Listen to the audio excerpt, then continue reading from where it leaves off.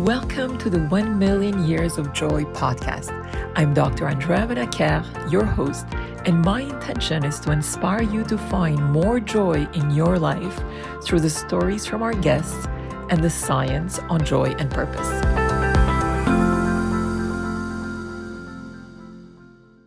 So welcome everybody. I'm delighted to introduce to you Matt Domo, who is the CEO of Fifth Vantage, a company that helps clients benefit from massive market changes in digital transformation. Matt is one of the founders of Amazon Web Services, and he is a pioneer in the cloud computing space. He has created 9 cutting-edge cloud products and 7 e-commerce website solutions that have generated large revenue streams for Amazon, Microsoft, and Rackspace. Matt, welcome. It's a pleasure to have you here. Thank you. I appreciate it. I'm looking forward to it. Wonderful. So, Matt, let's talk about joy. And when we've connected recently, it was such a joyful conversation that you had. You're telling me about some of the fun things that you do in your life. And I'm so happy that you have accepted to come on the podcast so we can bring more sunshine to this world. So tell us what brings you joy on a daily basis. So that's a great question. I think my life's joy is spending time with my amazing wife and my 2 teenage sons. The joy comes from it because every day is different. And, teenagers don't come with owner's manuals. So my wife and I are figuring it out. And it's been great. I changed my career from being in a corporate executive at large companies to starting my own company, which gives me the freedom to be with them. And I don't regret the decision. It's been awesome. You want to share with us any of the joys of parenting or the fun moments of parenting that you have experienced? Yeah, sure. Recently, my oldest son, he stepped into athletics and he had never played tackle football before. And he stepped in and he played well. And this year he made varsity as a sophomore and they made the playoffs, which was a dramatic turnaround from the year before. And then he never played lacrosse before and he played 40% of the time on varsity and they finished in the Final Four in the state of Texas. So it was just amazing watching him blossom. And then my youngest son, he plays soccer and as well as he's doing amazing academically and has built a good friends network. So just watching them grow as humans and be social and build friendships has been a really big pleasure for my wife and I. So tell us now in terms of how you bring joy to this world. And is that joy basically shared mainly with your family, or is there a broader impact that you like to have when it comes to bringing more joy to this world? Yeah, I think part of what I try to focus on is to be kind. And so when I meet people, I try to treat them with respect, regardless of who they are, what walk of life, and really try to build positive relationships with people. Too often relationships become transactional and like in business and personal, I like to connect with people and understand who they are and what makes them tick and how we can create a more positive relationship. And so for me, as I do that, it really makes me happy. Tell us now as to whether your perspectives on joy, when you're looking at Matt, the younger version, if you wish, did you have a different perspective on what would bring you joy? And can you share with us how that has evolved in any way throughout your lifetime? Oh, that's a fantastic question. And the answer is yes, although I bet that's not uncommon for you. When I was younger, it was about achievement. When I graduated college, I was motivated, hired by Microsoft out of college, and it was all about, achieving my goals professionally. I was raised by my parents to work really hard and give your best at everything you do. And I was motivated by growing rapidly in my career. And to a large extent, I did that. My first 7 years, I was promoted 8 times, became a senior technology leader there, and I went on to Amazon as an executive. And for me, creating bleeding edge technologies that grew to large size and having achievement, really was very satisfying to me, as well as creating relationships. How did that change over time? My sons are dyslexic and dysgraphic, and we found that out as they grew older. And my older son suffered from seizures until he was 9. Like, we live in Texas, we have no family here. And the outpouring of support that I received from friends and colleagues and the like to really help us with our sons really changed my perspective. And it made me calmer,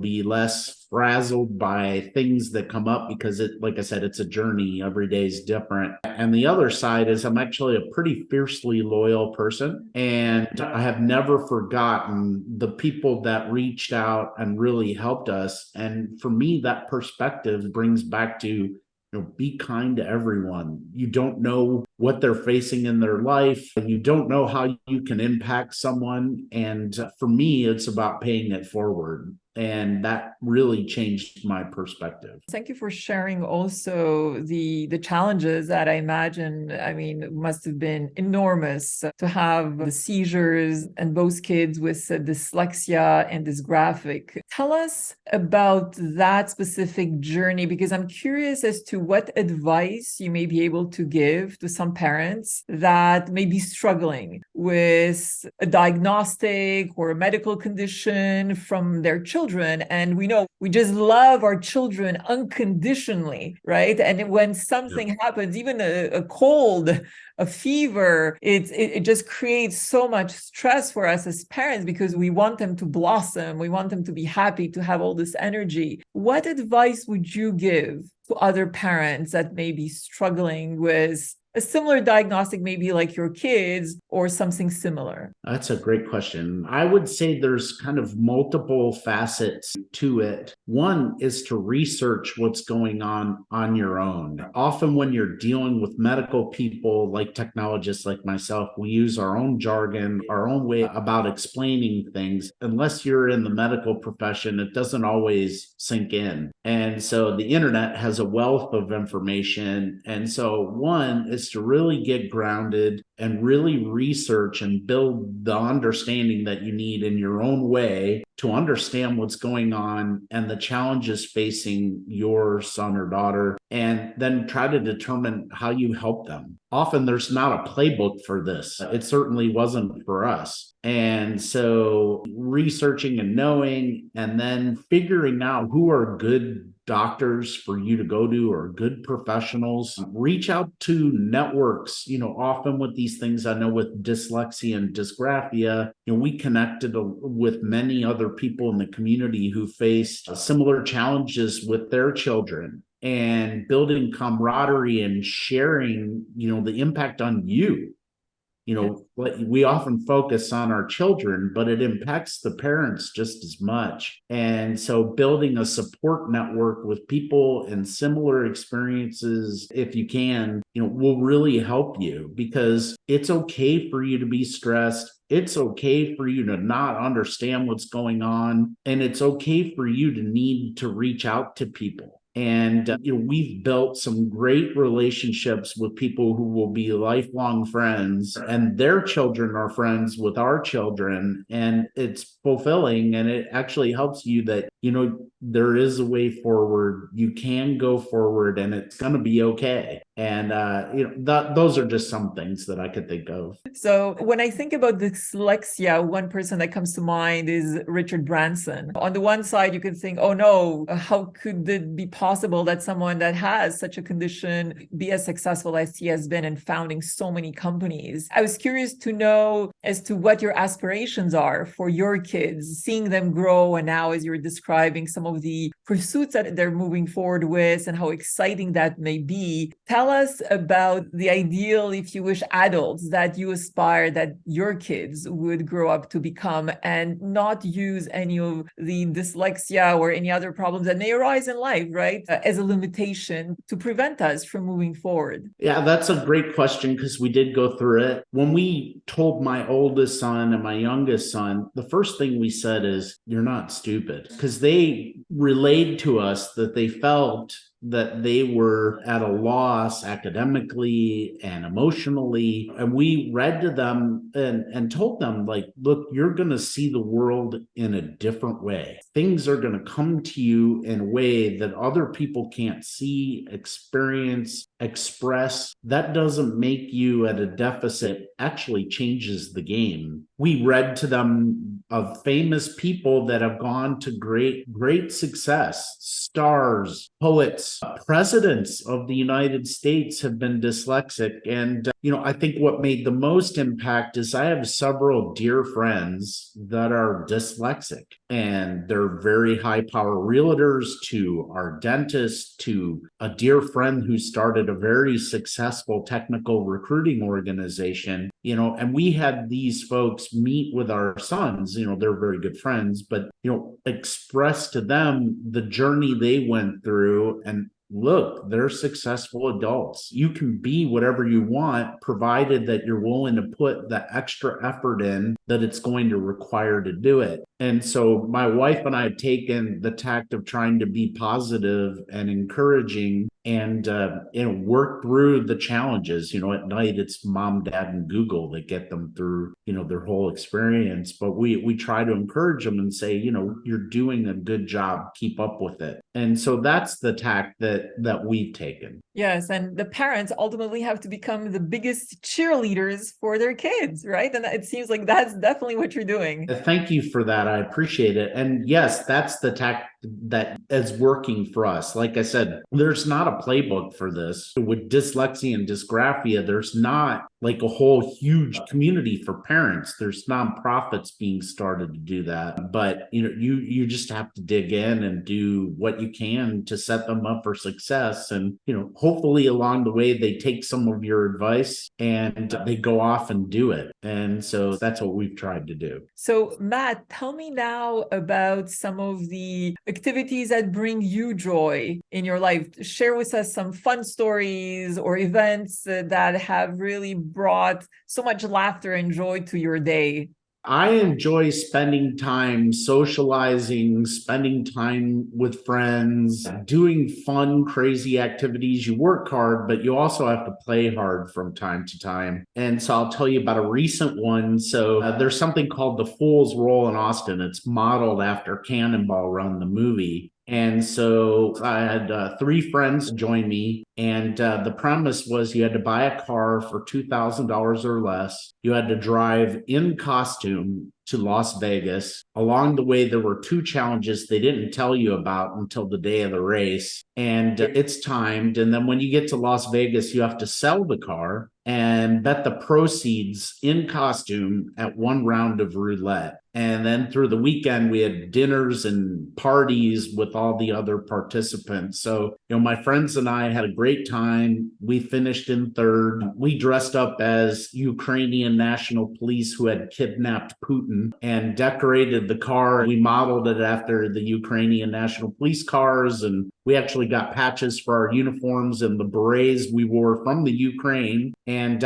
we had a great time. You blow off steam, you take away a break from the daily grind that's work or whatever else is going on. And we really just had a great time. And it's a memory I'll remember the rest of my life. And so that's an example. I love it. So much fun. And you mentioned that you may be taking your retirement. What would be some fun things, some joyful things that you'd absolutely love to pursue when you're going to have that freedom? One, my wife and I want to travel. We enjoy traveling with our family and we enjoy going to destinations. Our favorite kind of travel place is going to the beach, but we've also taken our children to Europe. But my wife and I have built a bucket list of places we want to go, and we're going to go do it. And then we have a house in Mexico on the ocean, and we want to spend a part of the year there. It's very tranquil. It's not in a gated community. It's actually in a very small town, not in a touristy place. And it's very tranquil. You go there, your pulse drops to, very low, normal, relaxing levels within about 24 hours. So we want to spend time there. And myself, I'm a writer for Newsweek and Fast Company magazine. And so I do like to impart key learnings that help others and cause them to think. So I'll probably do that, whether it's a blog or continue to write for them, something along the lines that, one, keeps my brain going, but two, like I said, back to helping others learn about things, because I've seen and continue to see a lot of innovative things in the industry. And so if I can give back to that, that would be very satisfying. What's on your bucket list, the top three destinations you envision to travel to? Only three. Or go, give me five. Yeah. How many are there on the list? It's quite a long list. One's Bora Bora. That's an area that I really want to go in the Pacific. It's a beautiful area. It's on the beach. You can really enjoy yourself there and experience that with my wife. We were talking about going to Thailand. And so I've been there for work, but really not taken advantage of some of the out of Bangkok areas of Thailand. And it's an absolutely beautiful country. So, that's an area we want to go to. My wife's really wanting to go to Greece, like an area like Santorini, and go spend some time. And then I'm a history buff, so I'm going to want to see some of the historical sites there to really kind of envision what it was like back then. And so if I were to give you three, that would be three. I love all those destinations that you mentioned. And like you, I've traveled extensively all over the world. And Thailand that you just mentioned was one of the destinations I had been to many times. And I kept coming back home and telling my husband, oh my God, it's so incredible. You have to come. And we actually did many trips like that,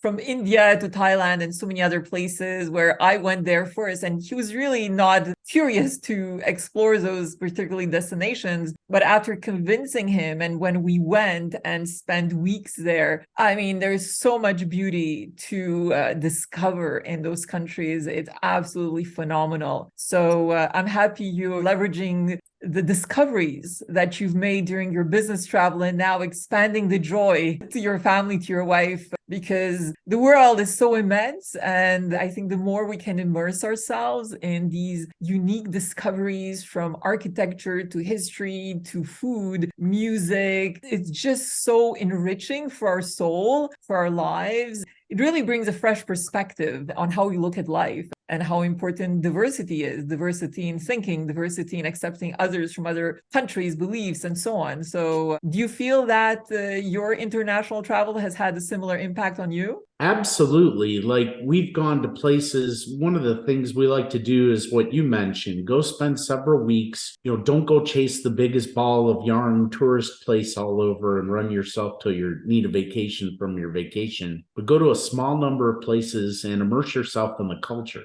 Talk to the people, get to know, what's the things that make people happy there. Have dinner, talk to the people. And we really, really enjoy that. And some of the most memorable aspects of our vacation were driven by that. When we go there, what you find is people are by and large the same. They want to have a nice life. They want to raise their children. They want them to succeed. They're not into drama. And you can get these perceptions. Like, we've traveled, thoroughly through Mexico because we have a house there. And what you read in the papers is Mexico is like a war zone. It's really, really not. And sure, there's some elements there, but if you don't place yourself in that situation, you won't have a problem. And we've really thoroughly enjoyed it. We're both brushing off our Spanish. I'd say we speak Spanglish, heavy on the glish, but learning the language and being able to converse with people and laugh when you screw it up, because you will. It's just a lot of fun. That's really rewarding. Well, thank you for sharing. And I can imagine that the more time you're going to be spending in Mexico, the more you're going to be perfecting your skills, and then the more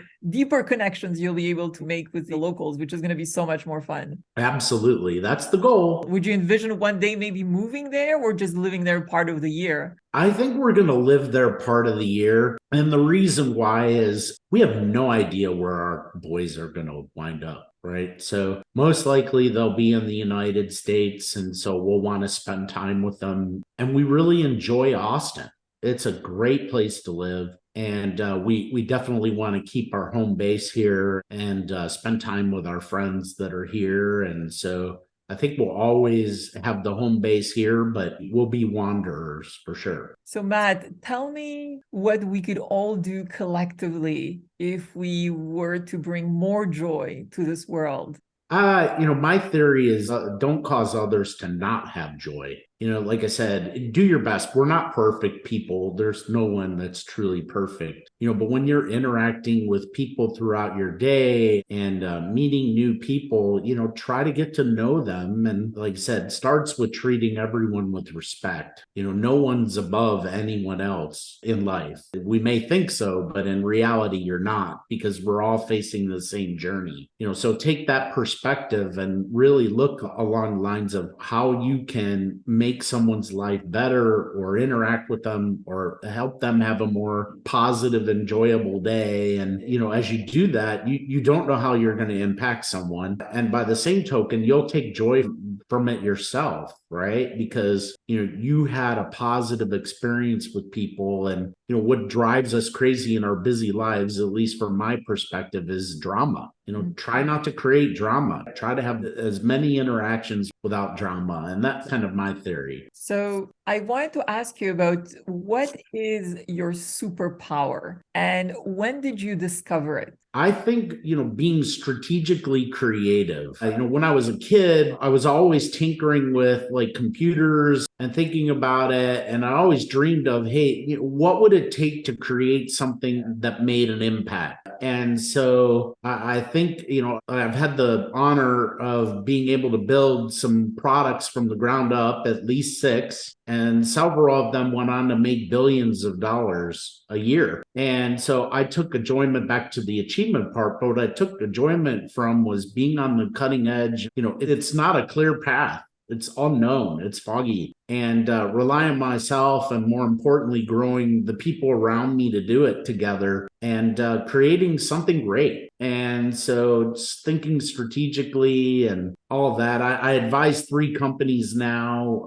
in addition to my business, and they're all doing great. And, it's very rewarding to me to kind of be their trusted advisor to help them, navigate similar waters. So I think that's probably it. And if there would be one thing that you could change if you look back on your life, would there be something that you would change? And what would that be? Yes, there is one. I would say being able to live in the moment and do that effectively and be able to shed whatever's going on in your head. I'm a very analytical person. I think I overthink things and I'll be processing them and not always be present in the moment. And the times I've taken to really just separate that and really focus on where you are at that time and enjoying that and the people you're with, without clouding that experience with whatever you've got going on in the background, has been something I continue to work on. But, as I've gotten better on it, I've been more happy. And so when I was younger, that wasn't always the case. I was always like, got to achieve, got to go do this, got to accomplish that goal. And, I wasn't always present with the people I cared about most. And so now I've kind of adjusted, and it's really made a positive impact on my life. And yes, present, it's so important because often we live in the present moment, but we are obsessed about what happened in the past, what we did or didn't do, or we're preoccupied about what's coming in the future. And we miss the joy of the beauty that is right in front of us now. You were talking about being at the beach. It's like you're missing the beauty of, feeling the water on your feet, walking in the hot sand. That's what being present is all about, and not just waiting for those moments of relaxation or vacation to actually feel that beauty of life, but rather bring that on basically every single day, because we never know, right? We never, ever know how long we have in front of us. I completely agree. One of the things I like to do is go on walks on hiking trails and disconnect. I don't take my phone. I really enjoy walking in nature. It kind of spawns relaxation. And I agree with you. If you can shed those things and really focus on, right now, this is great, and truly enjoy it for what it is, if you can.